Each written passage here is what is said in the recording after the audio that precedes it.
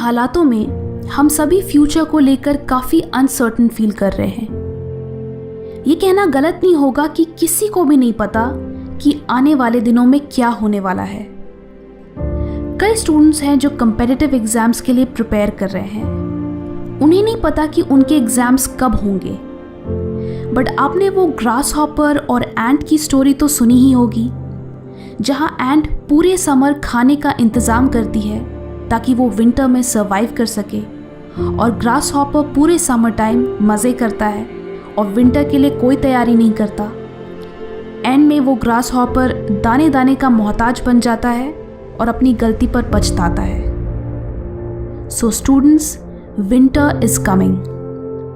Exams postpone हुए हैं, cancel नहीं। ये स्कूल या कॉलेज नहीं है जहां एक हफ्ते पहले पढ़ने से चलेगा। ये प्रोफेशनल कोर्सेज हैं। आपको अपने सिलेबस को कंप्लीट करने के लिए इनफ टाइम चाहिए, एंड ये टाइम आपके लिए किसी गोल्डन अपॉर्चुनिटी से कम नहीं है। कंसिडरिंग कि आपको आपकी प्रेपरेशन के लिए इतना टाइम मिला, तो कंपटीशन बहुत टफ होने वाला है, एंड मोस्ट प्रॉब्ली पेपर भी बहुत डिफ़िकल्ट होने वाला है। तो जिन लोगों की तैयारी तगड़ी होगी वही एग्ज़ाम में अच्छा कर पाएंगे। इस लॉकडाउन का पूरी तरीके से फ़ायदा उठाने के लिए आपको एक स्ट्रॉन्ग सिस्टम की ज़रूरत है, यानी प्रोडक्टिव होने की ज़रूरत है। मॉर्निंग बहुत अच्छा टाइम है जब आप बिना किसी डिस्टर्बेंस के डीप वर्क कर सकते हो। अगर आप अर्ली मॉर्निंग उठे तब शायद ही कोई इंस्टाग्राम या व्हाट्सएप पे ऑनलाइन होगा। आप आराम से पूरे फोकस एंड कंसंट्रेशन के साथ अपनी पढ़ाई कर सकते हो।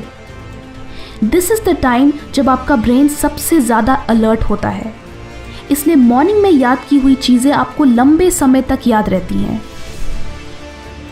जब मैं अपने एग्ज़ाम्स के लिए पढ़ती थी तो मैं हमेशा सुबह उठकर अपने कैलेंडर में प्रीवियस डे की पढ़ी हुई चीज़ें मेंशन करती थी। इससे सुबह मुझे एक एक्स्ट्रा मोटिवेशन मिलता था कि आज भी मैं अपने सारे टास्क कंप्लीट करूंगी। मंथ के एंड तक मेरे कैलेंडर में मेरी पूरी प्रोग्रेस रिफ्लेक्ट होती थी, जिससे मैं 3 चीज़ें ट्रैक कर सकती थी। नंबर 1, मेरी प्रेपरेशन कितनी फास्ट या स्लो है। नंबर 2, कौन से सब्जेक्ट्स सबसे ज़्यादा टाइम ले रहे हैं। एंड नंबर 3, कि मैंने 1 महीने में एग्जैक्टली कितना कुछ अकॉम्प्लिश किया।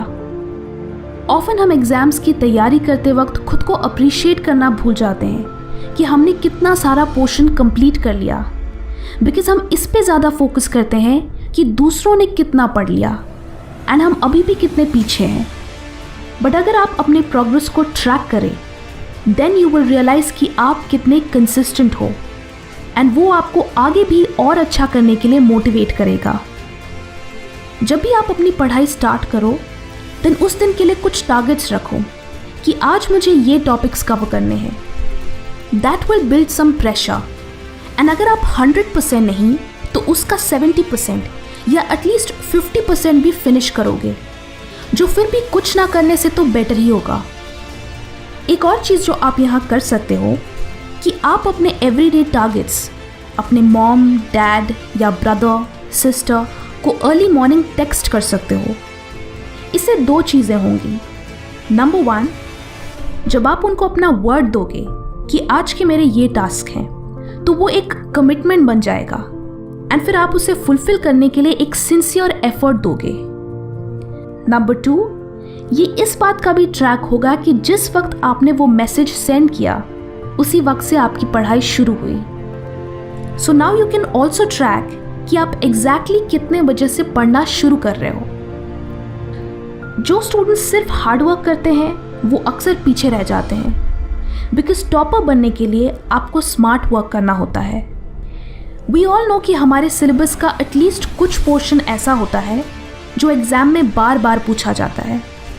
सो उन टॉपिक्स पे ज़्यादा फोकस करो, बिकॉज उससे आपके सबसे स्कोरिंग टॉपिक्स पहले ही कवर हो जाएंगे। ये टॉपिक्स आप प्रीवियस ईयर क्वेश्चन पेपर्स से पता लगा सकते हो। द फेमस पैरेटो रूल भी यही कहता है कि सिर्फ 20% इनपुट से 80% आउटपुट अचीव किया जा सकता है। आपके केस में इसका मतलब है कि आप कम से कम एफर्ट में ज़्यादा से ज़्यादा मार्क्स ला सकते हैं। And last but not the least, आप इस टाइम को नोट्स बनाने के लिए यूटिलाइज कर सकते हो। कई स्टूडेंट्स नोट्स बनाते वक्त पूरी बुक को अपनी नोटबुक में कॉपी पेस्ट कर देते हैं, जो कि बिल्कुल गलत तरीका है। जब आप नोट्स लिखते हो तो उसका बेसिक पर्पस ये है कि आपको वो इन्फॉर्मेशन याद हो। अगर आप पूरी बुक ही कॉपी कर लोगे तो आपका ब्रेन इतनी सारी इन्फॉर्मेशन याद नहीं रख पाएगा।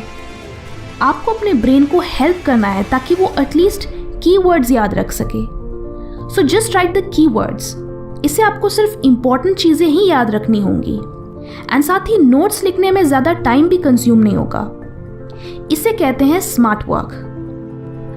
अगर आप चीज़ों को लॉन्ग टर्म के लिए याद रखने में स्ट्रगल करते हैं देन आपको एक इफ़ेक्टिव नोट टेकिंग सिस्टम की ज़रूरत है, जो मैं आपको एक अलग वीडियो में एक्सप्लेन करना चाहूँगी। सो कमेंट्स में बताएं कि क्या आप how to make effective notes पे वीडियो देखना चाहेंगे। वीडियो अच्छी लगी तो लाइक करें एंड बहुत अच्छी लगी तो शेयर भी करें। Thank you and stay focused.